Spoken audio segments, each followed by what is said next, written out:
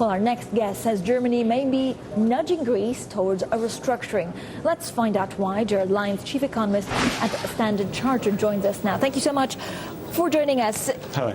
If you speak to economists, it's really split down the middle. Those who are telling me, well, a restructuring is really inevitable because at some point we will have to take the pain. And others say that there's such a strong political will, and if we have a restructuring, it means the end of European banks in general. Are we going to see a restructuring or not? Well, restructuring is probably going to happen, but not just yet. What we saw on Friday was the idea of a review. A review actually just adds to the uncertainty. The only thing we seem to know is that for the moment, the extreme options have been ruled out, namely Greece leaving or European bonds replacing the bonds of the periphery. Instead, what we have is something in the middle, which is where the core countries, those at the north of Europe, basically want something in return for further assistance. What the markets have been saying in recent weeks is right, that as things currently stand, Greece cannot go on, and as things currently stand, Greece would have to restructure. It will only prevent a restructuring if it gets further help from the core. Are you not concerned? We know that the 2 years at 23% on the yield. We know that they can't go on if they don't have extra help from in terms of a bailout or better terms for the bailout. But at the same time, we've poured 300 billion into this. We've had two plans to try and help Greece. What is it going to take for this country to get back on its feet?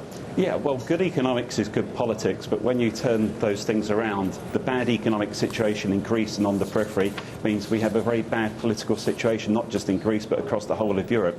Basically, Greece and the peripheral countries faces deep recession. What we've seen over the last year is an attempt from the core to provide assistance. That's been good, but the reality of the situation, it hasn't prevented the likelihood of a recession. The markets know that recession makes it difficult for these countries on the periphery to raise revenues. That makes the situation even worse. That means they have to cut even further. And as a result, rates have gone up because the uncertainty persists. So what we actually need for the whole of the euro situation to be resolved is further phenomenal assistance from the centre. But the centre will not buy it because politically that doesn't go down well at the centre. So how will these things turn out? There's going to be further uncertainty. Eventually a restructuring is probably going to have to happen, but before we get there, we'll probably have some further steps along the way to try and ease the pain or try and prevent the worst case scenarios. All right, but if the end game is actually restructuring, why not do it now? And when do you believe the restructuring will happen? The end game is probably a two-speed euro, and that's what the market's not really taking on board. When you actually look at the situation on the periphery, the pain these countries are going to have to take is phenomenal. Now, for the euro to survive in its present state, it needs to become a political union. What you've had at the centre is that the Germans and others have said, in my words, EMU, standing for Economic and Monetary Union. They're saying that the monetary union part of it is working, the ECP part of it's working, the ECB is providing liquidity. What the Germans and the core are saying is the economic part of EMU has not worked. And the only way that will work is for the periphery to start taking some significant pain.